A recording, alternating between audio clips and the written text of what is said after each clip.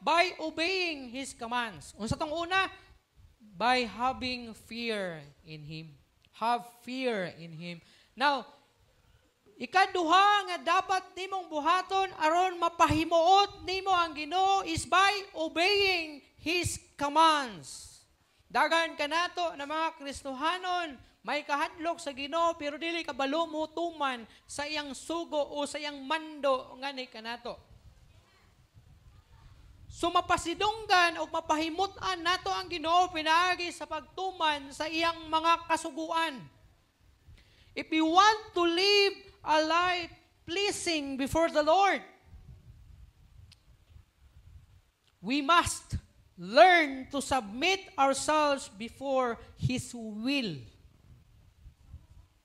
Kung gusto nato nga mapahimuot nato ang Ginoo diri sa atong kinabuhi, makapahimuot ang atong kinabuhi diha sa atubangan, kinahanglan makakat-on kita sa pag-submit, pagtugyan sa atong tugalingon diha sa iyang kabubuton. Kabaluta nga dunay plano ang Ginoo sa atoa, but sad to say, mga dungol kita sa Ilonggo pa sa dungol kay gahig ulo. Hindi makaintindi. O na ang pasabot sa dungol.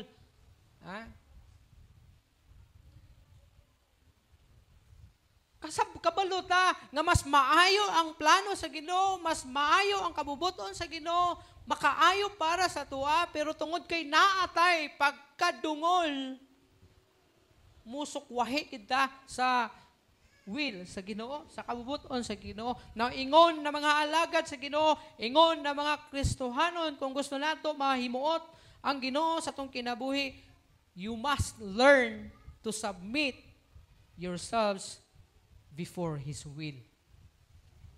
Obey His commands wholeheartedly and not half-hearted. Wala anang 50% lang. Kabalo mo unsay mahitabo kung 50% lang imuhang love sa Ginoo. Musimba ka kung maayong panahon. Dili ka musimba kung nagdaot ang panahon. Muna isa sa mga example, half-hearted. Sa pagyod, musimba ka kung gipanalanginan.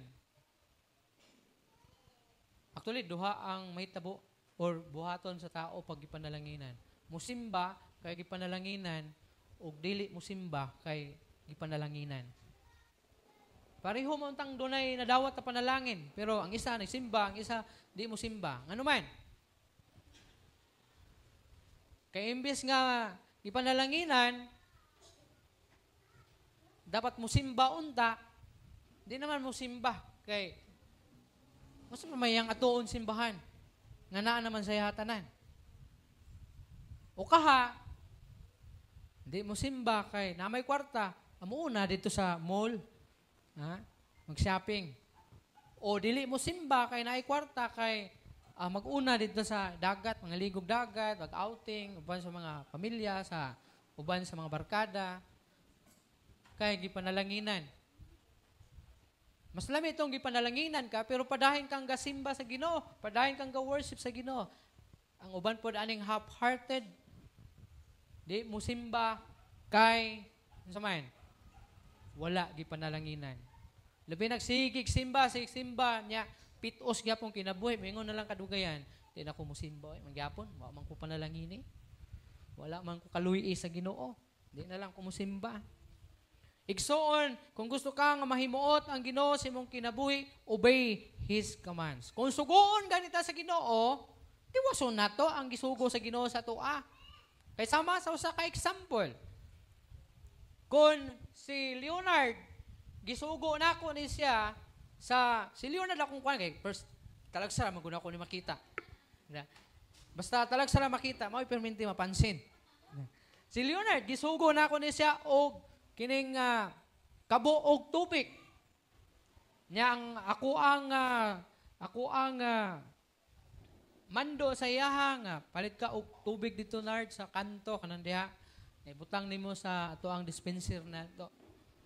Okay, para na mainom ning mga bisita nato unyang hapon. Tuod ba? Ingon si Leonard nga. O sige, pastor, ako na'y bahala, ana. Karon, palit siya og tubig dito, Pagbalit yung tubig, ipasaan niya. O niya pagkahuman, instead na iyang ibutang sa dispenser, yung ibilin diya sa gawas, isakay sa siyang motor, ni ulik malagamot. Ang pangutana diya, nag-obey ba si Leonard? Nag-obey man siya, pero diri siya masulod sa half-hearted. Kaya nga naman, wala nahitabo ang iya, wala niya mahatag ang kinatibuk-an niyang pagtuman sa gisugo kaniya.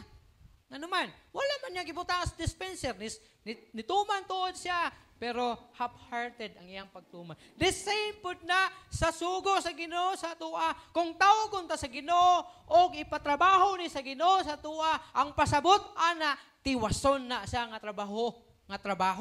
Karon kung dili nimo na siya tiwason, di gyapon mahimuot ang Ginoo. Half-hearted na siya nga pagtuman sa sugo sa Ginoo. Nagtuman ka pero dili hingpit ang imong pagtuman sa sugo sa Ginoo. Di gyapon malipay ang Ginoo. Ano man? Pwede man nga magyaw-yaw ko. Maingon ko kay Leonard. Saan din si Leonard sugoon? Oy, dungol man. Di man mo tiwas. Gili naman niya sa gawas. Pwede na. Listen po na ang Ginoo. Di po malipay. Maingon ang Ginoo nga, matay ni, dungol gining akong alagad ba? Dungol gining ako ang katawhan ba? Mga gahig ulo. The same po na nga word na yung gigamit dito sa mga Israelites. Sa diha nga, nag-rebuild sila sa Ginoo. Sa ingon sa Ginoo, mga gahi kay mo ba nga ulo? Mga rebellious mo? Mga di mo matinumanon?